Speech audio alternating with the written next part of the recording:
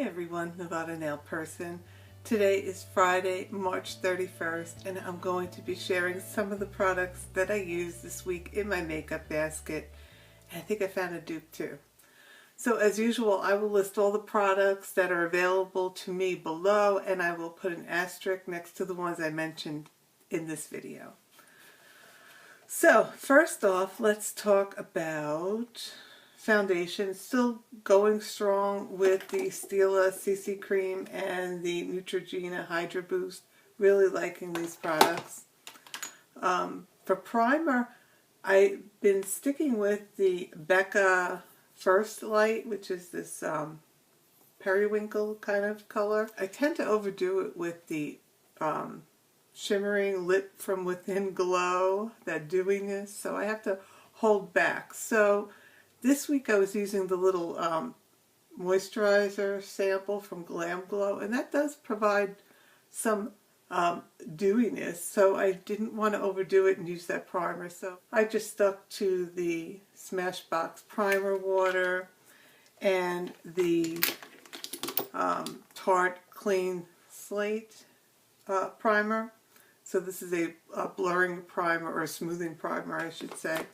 So I think I had enough glowiness with the moisturizer, which I will mention in an empties video shortly. So really liking that product too.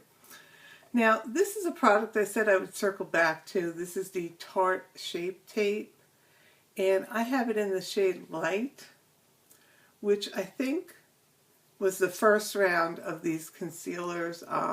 Since then they've come out with the shade and the tone for your skin. So they have warm, neutral, and I think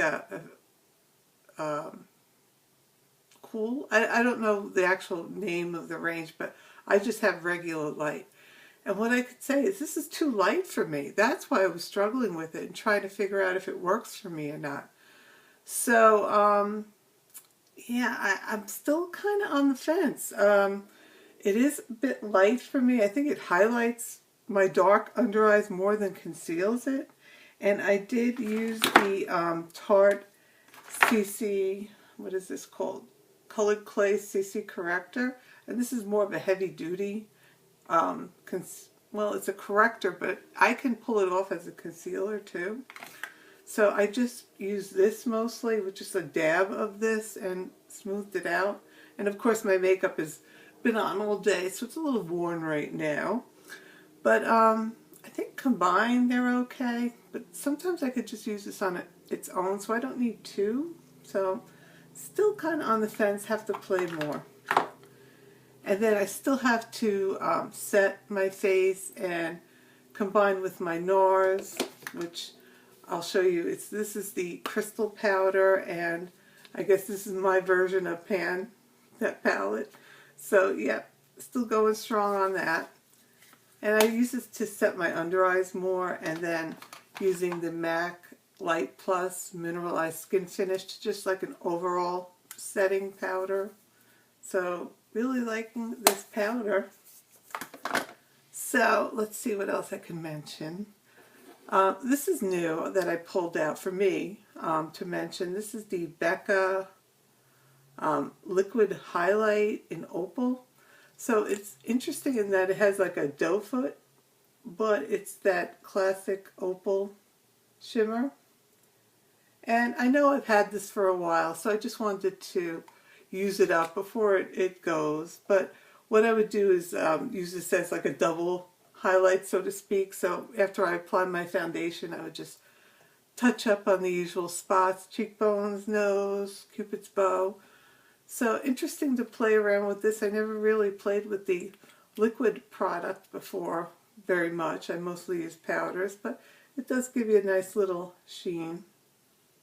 But you can see it's not very strong. I didn't put much on the swatch, but I think it is kind of fun. If you're going to have just an everyday look, maybe some BB cream, you could definitely smooth this in, either overall or on your high points. So that's Opal. And I think I got this in a kit with a little powder compact as well. I think it was a special buy. I don't know if they sell these individually like this. And let's talk about other face products. I pulled out the Hourglass Ambient Light Surreal Light palette. So this was a Nordstrom exclusive. We have finishing powder, Surreal Light. We have a bronzer. We have, let's see, where is it here? This is the highlight strobe powder and Surreal Strobe Light. And we have 2 blushes. So let's see. 3 would be this guy. So this is Surreal Glow and this is Surreal Effect. So I don't think they sell this. I think this was a limited edition. But again, it's something I wanted to pull out and use. I purchased it. It's really nice. It has this marble casing, which is kind of unique. And I remember using this before, and there was something that threw me off about this. I was watching someone's video recently, and I like to watch their makeup techniques, and I usually watch someone who's like similar to my skin tone and shade range, so I know how the products will work, if it's something I would want. So she was using this palette, and she said it worked wonderful for fair skin. And that struck a little chord, because I remember it not being very good for fair to light skin, which I'm kind of in between. So I pulled this out, and sure enough, that's how I feel about this. There's too much of a warm glow, I think, with this. So this is the highlighter, and it does look rather nude on its own. But see how it comes off as kind of like an orangey shade? So let me put more on. There's nothing else on my finger.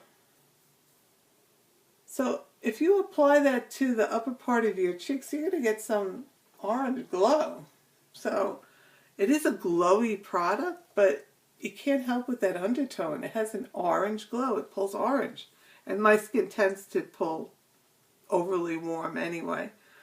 And then the same thing with the bronzer. I do have the Hourglass bronzer in a single compact, and I do remember liking it. And when I swatch it, so this is the swatch here, it looks kind of cool actually. But then when I put it on my skin, it does warm up a bit. So it is what I have on now.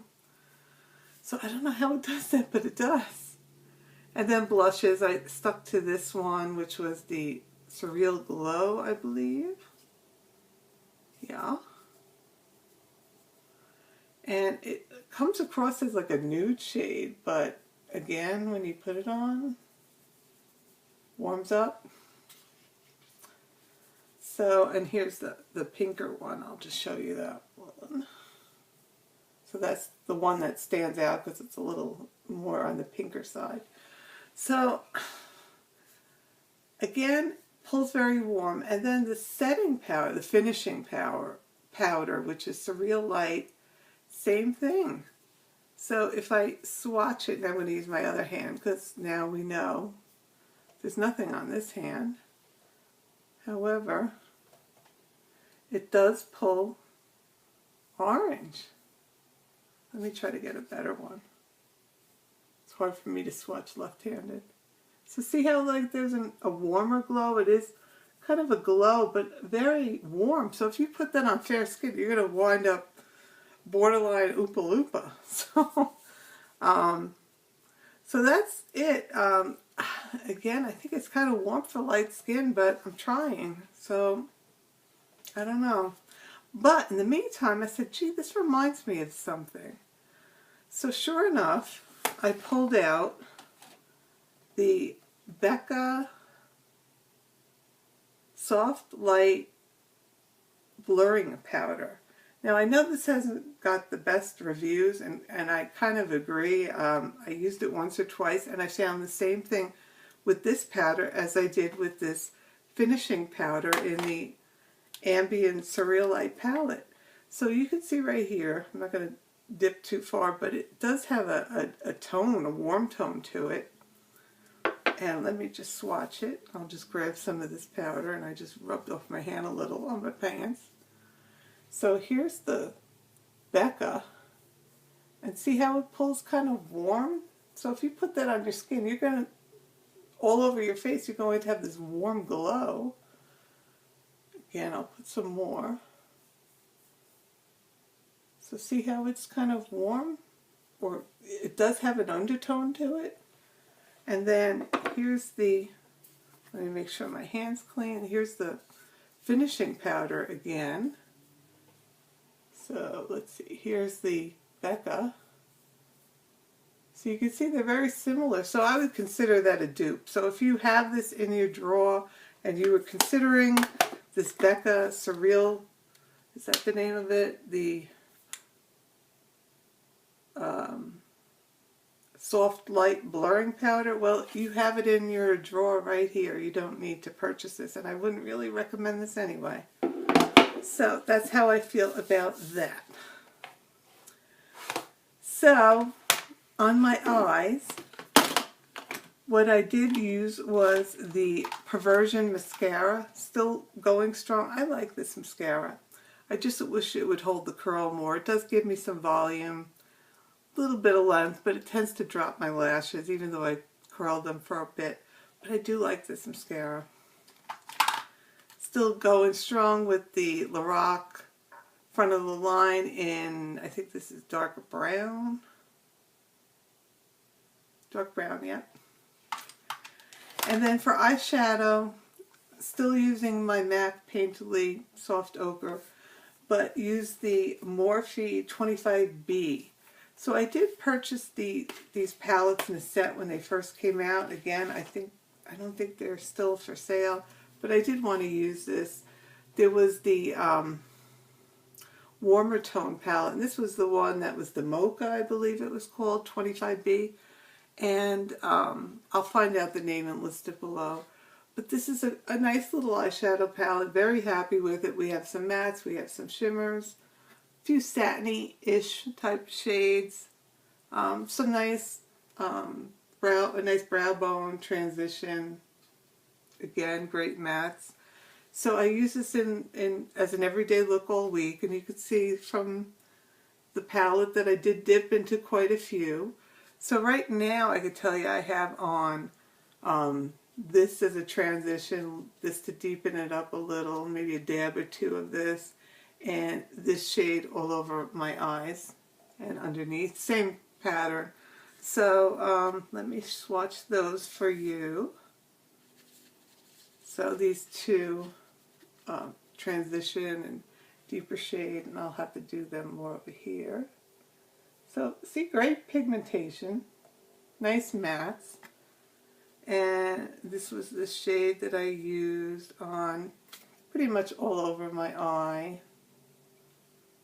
and then a little bit of this in the inner.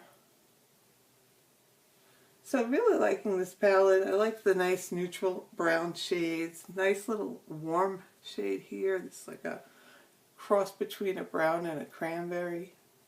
So overall, I've been pretty happy with this palette. I do remember liking the warmer ones. So I mean, it's probably the equivalent of like a drugstore palette. So I'm hoping they bring these back. I like the size of these palettes. The other Morphe palettes are a little bit bigger, like out to here, a little bit taller maybe. But I don't have much room, so this is nice and compact. So I really like these overall. So I would recommend them. And then setting down my face, still using this Etude House Face Conditioning Fixer Mist. So you can see I'm really getting through it. And actually I could use a spritzer too because we're on our way out. And for lips, what I've been using, this is a new product. This is more the hydration side of it. It's the Sugar Lip Treatment, and it's more like a gloss, I could say. But anything from Fresh Sugar, they're such great lip products. So I received a sample from Sephora, and actually it was a sample from Sephora that I did not request, but I got lucky with by getting this. Sephora's been not too good with their samples lately. In fact, I got something last night. Not only did I not get what I ordered, which was 3 samples. I only got 2, and neither were the ones I ordered. So, but I did like this. I ordered this recently, and using this, loving it. So this is a new product.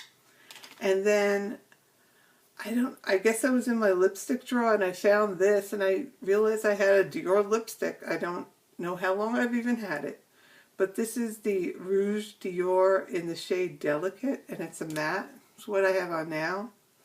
And it's just a great little warm matte shade. So I'm really liking this. And the only thing I could say about it, other than I really like the shade, I don't like the scent of this lipstick. That's a deal breaker right there. So I would never buy another Dior lipstick if they smell like this. It reminds me of the L'Oreal lipsticks. You know how they have that candy sweet scent? That's what this smells like. So I'm really not a fan of that, but it's a really nice shade. So there it is, my Dior lipstick. And that is it. So I'm going to wrap up, and like I mentioned, I will put an asterisk next to the products below that I did mention, along with the other things that wind up in here. That's it. If you have any questions, please let me know. I'll leave the subscribe bubble here and feature last week's video as well. So I will talk to you soon. Bye.